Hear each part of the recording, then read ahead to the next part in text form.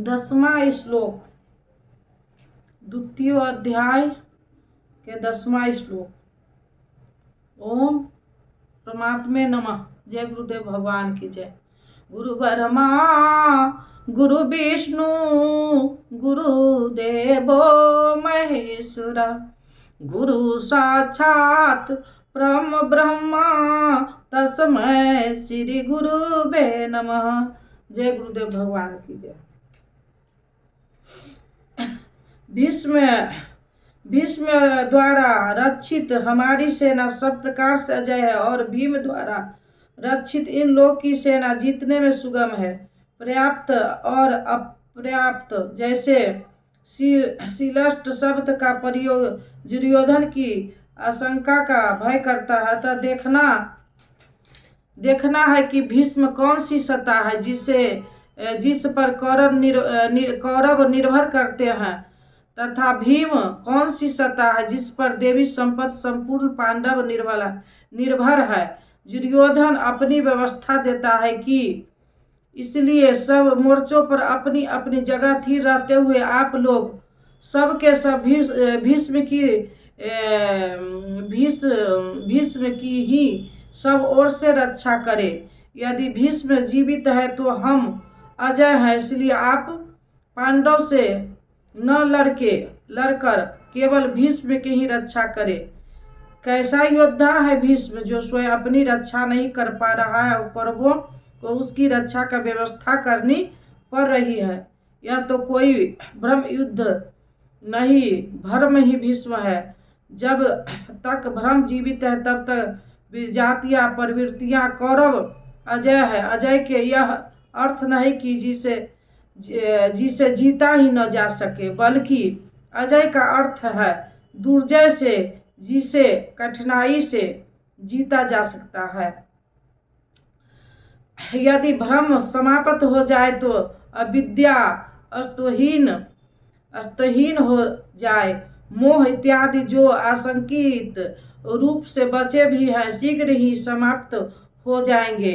भीष्म की इच्छा मृत्यु थी, इच्छा ही भ्रम है। इच्छा का अंत और भ्रम का मिटना एक ही बात है। इसी को संत कबीर ने सरलता से कहा, इच्छा माया इच्छा काया इच्छा जग उपजाया। कबीर जे इच्छा विवर्जित ताजा पार न पाया।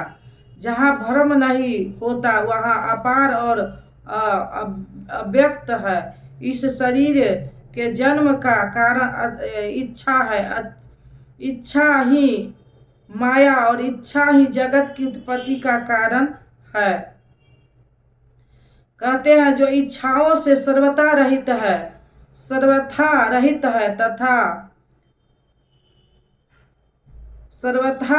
है ताका पार न पाए। वे अपार अनंत असीम तत्व में प्रवेश पा जाते हैं। जो कामनाओं से रहित आत्मा में स्थिर आत्मस्वरूप है उसका कभी पतन नहीं होता। वह ब्रह्म के साथ एक हो जाता है। आरंभ में इच्छाएं अनंत होती है और अंत गोष्ठा परमात्मा प्राप्ति की इच्छा शेष रहती है। जब यह इच्छा भी पूरी हो जाती है तब इच्छा भी मिट जाती है। यदि इससे भी बड़ी कोई वस्तु होती तो आप उसकी इच्छा अवश्य करते। जब इससे आगे कोई वस्तु है ही नहीं तो इच्छा किसकी होगी। जब प्राप्त होंगे योग कोई वस्तु अप्राय न रह जाए, जो इच्छा भी समूल नष्ट हो जाती है और इच्छा के मिटते ही भ्रम का सर्वथा अंत हो जाता है। यही भीष्म की इच्छा मृत्यु है। इस प्रकार भीष्म द्वारा रक्षित हम लोग की सेना सब प्रकार से अजय है। जब तक भ्रम है तब तक अविद्या का अस्तित्व है। भ्रम शांत हुआ तो अविद्या भी समाप्त हो जाती है। भीम द्वारा रक्षित इन लोगों की सेना जीतने में सुगम है। भाव रूपी भीम भाव विदते भे देवः भाव में वह क्षमता है कि अविदित परमात्मा भी विदित हो जाते हैं।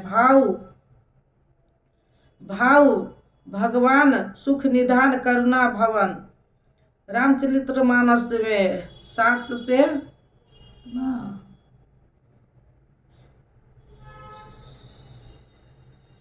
7वें श्लोक श्री कृष्ण ने इसे श्रद्धा कहकर संबोधित किया है। भाव में वह क्षमता है कि भगवान को भी बस में कर लेता है। भाव से ही संपूर्ण पुण्यमयी प्रवृत्तियों का विकास है। यह पुण्य का संरक्षण है तो इतना बलवान कि परमदेव परमात्मा को संभव बना देता है, किंतु साथ ही इतना कोमल भी है कि आज भाव है तो कल अभाव में बदलते देर नहीं लगती। आज आप कहते हैं कि महाराज जी बहुत अच्छे हैं, कल कह सकते हैं कि नहीं, हम तो देखा महाराज जी खीर खाते हैं। घास पात जो खात है तीन ही सतावे काम, दूध मलाई खात है जे तिनकी जाने राम।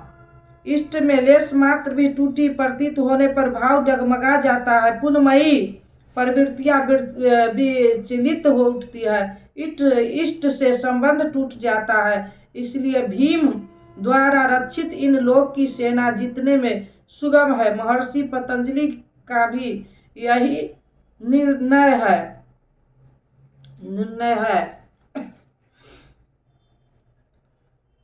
दीर्घकाल तक निरंतर श्रद्धा भक्ति पूर्वक किया हुआ साधन ही दृढ़ हो पाता है।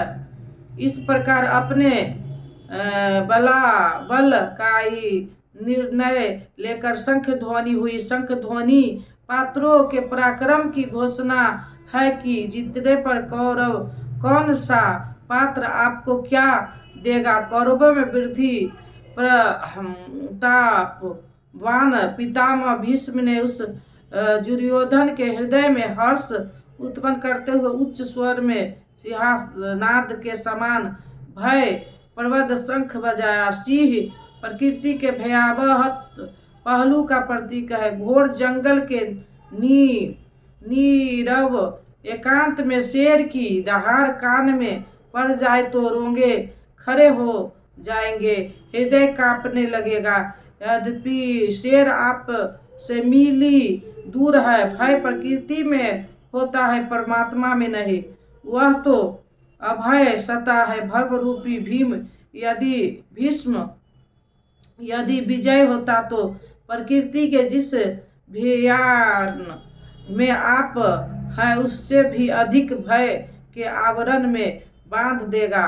भय ही एक परत और बढ़ जाएगी। भय का आवरण घना उठेगा। यह भ्रम इसके अतिरिक्त और कुछ नहीं दे सकेगा। अतः प्रकृति से निर्मित ही गंधय का मार्ग है। संसार में प्रवृत्ति तो भाव बटी है, घोर अंधकार की छाया है। इसके आगे कौरवों की कोई घोषणा नहीं है। कौरव की ओर से कई बाजे एक साथ बजे, किंतु कुल मिलाकर वे भी भय ही प्रदान करते हैं, इससे अधिक कुछ नहीं। प्रत्येक विकार कुछ न कुछ भय तो देता ही है। इसलिए उन्होंने भी घोषणा की। निरंतर अनेक शंख नगाड़े ढोल और नरसिंहादि बाजे एक साथ ही बजे। उनका शब्द भी बड़ा भयंकर हुआ। भय का संचार करने के अतिरिक्त कौरवों की कोई घोषणा नहीं है। बहिर्मुखी भी जातीय प्रवृत्ति सफल होने पर मोहमयी बंधन और घना कर देती है। अब पुण्यमयी प्रवृत्ति की ओर से घोषणाएं हुई, जिनमें पहली घोषणा योगेश्वर श्री कृष्ण ने की है। इसके उपरांत श्वेत घोरों से युक्त, जिसमें लेश मात्र कालिमा दोष नहीं है। श्वेत सात्विक निर्मलता का प्रतीक है। महान रथ पर बैठे हुए योगेश्वर श्री कृष्ण अर्जुन ने भी एकलौकी शंख बजाया। एकलौकिक का अर्थ है लोकों से परे। मृत्यु लोक, देवलोक, ब्रह्मलोक, जहाँ तक जन्म मरण का भय है, उन समस्त लोकों से परे एकलौकी परमार्थिक स्थिति प्रदान करने की घोषणा योगेश्वर श्री कृष्ण की है। सोने चांदी या काठ का रथ नहीं, रथ एकलौकी, शंख एकलौकी, अतः घोषणा भी एकलौकी ही है। लोक से परे एकमात्र ब्रह्मा है, सीधा उससे संपर्क स्थापित कराने की घोषणा है। वे कैसे यह स्थिति प्रदान करेगी। जय गुरुदेव भगवान की जय। अब दे दो गीता ज्ञान, मिटे अज्ञान गुरु जी हमारे, हम आए शरण तुम्हारे। बालकपन खेलन में खोया, जौवन निंद्रा में तू सोया, भय वृद्ध तो हो गई जर्जर कात हमारे, हम आए शरण तुम्हारे।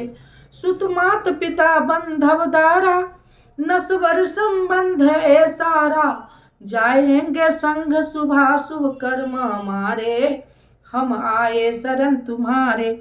गुरु कर में जग की माया में, सुख पाता था इस काया में, निज ज्योति से ज्योति जगाओ गुरु जी हमारे, हम आए शरण तुम्हारे। सेवक पर स्वामी दया करो, भव भय बंधन आप हरो, कर्मों के दोष न देखो आप हमारे, हम आए शरण तुम्हारे। कर्मों के दोष न देखो आप हमारे, हम आए शरण तुम्हारे। गुरु चरणों में अर्जी है, आगे प्रभु आपकी मर्जी है, गुरु कृपा मिले तो जागे भाग हमारे, हम आए शरण तुम्हारे। अब दे दो गीता ज्ञान, मिटे अज्ञान गुरु जी हमारे, हम आए शरण तुम्हारे। बोलो श्री राम जय राम जय जय राम, बोलो श्री राम जय राम जय जय राम।